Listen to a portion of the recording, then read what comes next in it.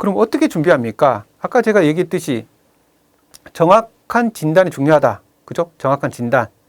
예를 들면 상병에 대한 진단이 정확히 돼 있어야 되고, 그 다음에 그 부위를 특정해야 되고, 그 다음에 뭐 공정이라든지 내가 어떻게 일을 하는지, 쌀포대 몇 개 드는지, 그죠? 하루에 칼질 몇 시간 하는지, 이런 것들을 조금 정리하는 게 필요한데, 이런 정리를 하는 것들을 너무 어렵게 생각하지 마시고, 제일 중요한 판단의 기준이 무엇인지를 생각해 보시면 돼요. 판단의 기준. 그 판단의 기준은 뭐냐면은 공단위 현장 조사를 해서 찍는 동영상이에요, 동영상. 그래서 우리가 근골계 질환으로 산재 신청하면 반드시 학교 현장에 나와서 찍어야 돼요. 근로복지공단 직원들이. 그때 여러분들이 참여해서, 노동자 간부랑 참여해서 정확하게 내일이 뭐고, 이거 할 때 어떻게 수행하고, 이런 것들 정확하게 설명을 하는 게 중요해요. 그죠? 정확하게.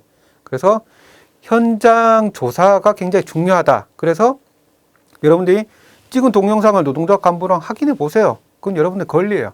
그래서 작업 동영상이 충분한 업무 내용을 반영을 하고 있으면은 됐고, 반영을 하고 있지 못하면은 추가적으로 여러분들이 노동자 간부들하고 좀 더 찍어서 제출하면 돼요. 그래서 그 동영상 가지고 우리가 질병인지 아닌지를 판단하는 질병판정위원회에서 판단을 하게 돼 있어요. 뭐 어떤 서류 가지고 막 넘겨서 보는 게 아니고 기본적으로 동영상을 가지고 판단한다. 그럼 여러분들 어떻게 해야 돼요? 가야 돼요. 가서 내가 예를 들면 6개월밖에 안 됐지만은 진짜 허리 부담 업무를 많이 했다. 허리를 많이 숙인다. 이런 특징들을 당당히 얘기하는 게 좋아요. 당당히. 안 가는 것보다 가는 게 승인율이 더 높다는 공단 통계도 있어요. 그래서 우리가 질병판정위원회는 어쨌든지 들어가서 얘기를 하는 게 중요하다. 꼭 가세요. 꼭 가시면은 어쨌든지 제가 얘기한 거 잊지 마시고 여러분들이 할 얘기 다 하고 나오세요. 속 시원하게. 그래서 근극기 질환에서가 핵심적인 판단 기준 동영상이다. 가라. 그죠? 이것만 기억하시면 좋을 것 같아요. 그 다음에 우리가 그 뇌심장 질환이 있는데, 우리가 뇌심장 질환으로서 여러분이 제일 많이 알고 있는 게 뭐예요? 뇌경색. 머리 혈관이 막히는 경우죠. 그죠? 그 다음에 제가 오늘 또 이제 상담했는데, 뇌출혈이에요. 뇌출혈. 그죠? 뇌출혈도 보면은 뇌내출혈이 있고 뇌지막화 출혈이 있는데, 사실, 그 다음에 이제 심장이 막히는 심근경색.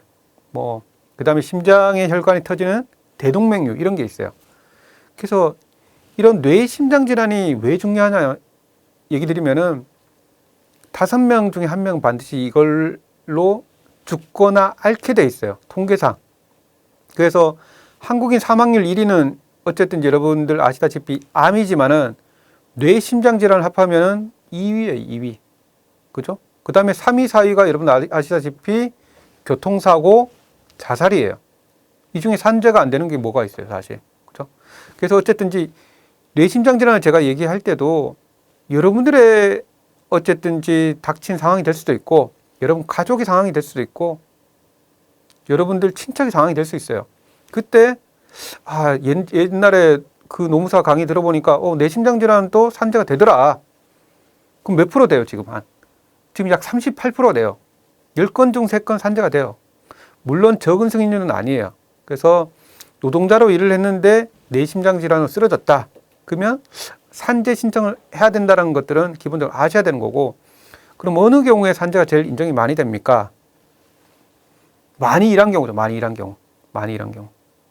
그래서 여러분들 그 사업장 중에 그 건선중학교가 있었어요. 건선중학교. 그죠? 거기에서 이제 조리노동자로 일을 하다가 쓰러졌어요. 그래서 산재가 안 됐어요. 산재가. 왜 안 됐냐면은 일주 동안 업무 시간이 40몇 시간밖에 안 됐어요. 지금 우리 노동부 고시상 산재 인정 기준을 보면 일주 평균 60시간이에요. 일주 평균 60시간 당연히 산재가 돼요. 어느 경우가 여러분들이 제일 많이 볼 수 있어요? 학교 비정규직 중에. 그 경비직 노동자죠. 그죠? 경비직 노동자. 그런 분은 60시간, 70시간, 80시간이에요. 이런 분은 당연히 산재가 되죠. 근데 보통의 노동자들은 일주 평균 52시간을 초과하지 않아요. 그래서 우리 산재 인정 기준 두 번째는 52시간을 초과하면서 근무 일정 예측이 어렵거나 교대제 노동을 하거나 휴일이 부족하거나 육체적 작업 환경이 크거나 유해한 작업 환경이 있거나 시차가 큰 출장, 해외 출장이 있거나 정신적 스트레스가 높거나 그래서 건선중학교에 산재를 신청하니까 당신은 44시간밖에 안 돼. 뭐 육체 강도가 조금 높다고 하더라도 우리 산재를 인정 못 하겠어. 노동부 고시상. 그래서 학비에서 저희 사무실에 이제 의뢰를 했어요. 노무사님 이게 산재가 될 것 같습니까?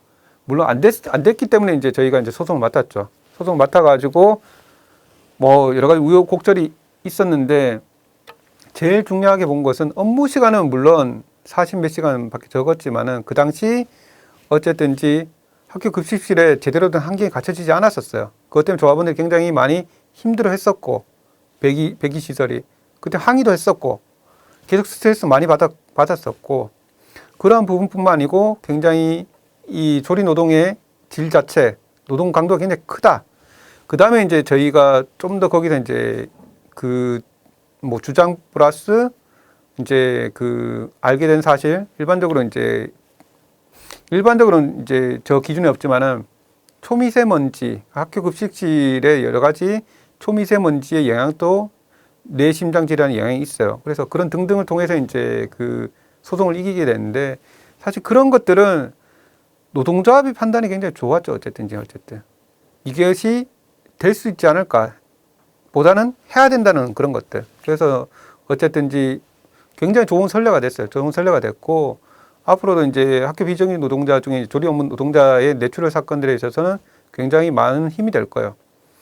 그래서 어쨌든지 이러한 고용노동부 고시를 충족을 하면은 당연히 산재가 된다. 근데 충족을 하지 못하면 건건으로 본다. 라고 이제 생각하시면 돼요. 그래서 예전에 이건 뭐 그 다른 조리 노동자인데 그 병원 노동자인데 병원 노동자도 마찬가지로 제가 이제 산재가 안 됐어요. 이분이 열심히 했는데 48시간에 육체 강도가 높다. 이런 것이 있었는데 저희가 소송을 통해서 그 사건도 된 중요한 이유가 뭐냐면은 조리 노동의 강도가 생각보다 높다라는 것들을 저희가 인정받았어요. 법원 소송 과정 중에서는. 그래서 그분은 이제 좀 학교는 아니지만 병원의 어떤 식당이나 좀 특수성이 있었지만은 어쨌든지 불규칙한 교대제 근무와 육체적 강도가 굉장히 높다는 걸 통해서 인정을 받았거든요. 그래서 우리가 아셔야 될 게 이런 고용노동부 고시 기준에 맞지 않으면은 건건이 어쨌든지 판단을 받는 게 중요하다. 그래서 반드시 안 되는 게 아니다라는 생각을 가지시면 돼요. 그래서 실무상 이렇게 노무사나 이제 그 변호사들이 산재나 노무사들이 어떻게 접근하냐면은 일단은 기본적으로 뇌심장 질환은 기본적으로 부검을 하는 게 유리해요. 그래서 집에서 돌아가셨거나 어떤 그 상병이 추정이 안 될 경우 사망 진단서가 안 나올 경우에는 우리가 사체 검안서 또는 시체 검안서가 발급되는데 병명을 모를 경우 그죠? 이런 경우는 기본적으로 저분이 굉장히 많이 일을 했는데 굉장히 스트레스 많이 받았는데 이런 사건은 기본적으로 부검을 하는 게 유리해요. 그 다음에 이제 일을 했던 시간에 대한 분석이 제일 중요해요. 눈에 보이는 과로, 시간에 대한 증거. 여러분 시간은 어떻게 하냐면은 그 사업장, 그 학교를 들어왔을 때부터 시작하는 거예요, 무조건. 학교에서 돈 주는 시간이 아니고. 그래서 내가 옷을 갈아입는 시간, 그죠? 그 옷을 갈아입고 나가는 시간까지 다 시간을 봐요. 그래서 우리가 명확한 시간이 없으면은 사업주가 인정해주는 시간이 우리가 과로의 기준이 될 수 있어요. 과로의 기준. 그 다음에 24시간 내에 어떤 돌발적인 상황이 있었는지. 그 예전에 이제 제가 했던 사건도 어떤 공장의 노동자들 둘이 싸웠어요. 싸웠는데 서로 멱살 잡고 싸웠어요. 뭐 때린 게 아니고. 그러다가 이제 가라 하고 이제 또 일을 하다가 어쨌든 운이 나빴는지 다시 화장실에서 마주쳤어요.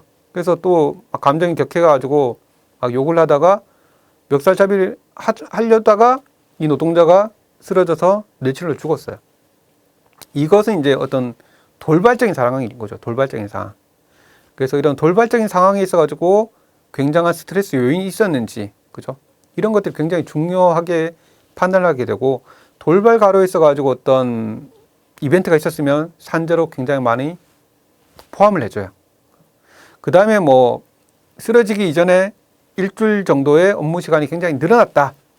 업무량이 굉장히 늘어났다. 코로나 때문에 사람이 많이 줄어가지고 그때 업무량이 약 30% 증가됐다. 내가 담당하던 일이 학교 행정직이 1위. 그러면 그런 부분도 우리가 산재로 포함을 해줘요. 단기 가로로. 그래서 우리가 모든 노동자들이 저는 이제 어려움과 스트레스가 있다고 봐요. 그리고 쓰러진 원인이 다 있다고 봐요. 근데 많은 사건들이 신청을 많이 안 해요. 신청. 특히 뇌신장 질환이. 그래서 이런 것도 고용노동부 기준이 엄격하게 있지만은 여러분들이 이미 그 선례가 있듯이 좀 더 케이스대로 이제 접근을 한다고 하면은 저는 많은 사건들이 승인이 되지 않을까 이런 생각이 좀 있어요.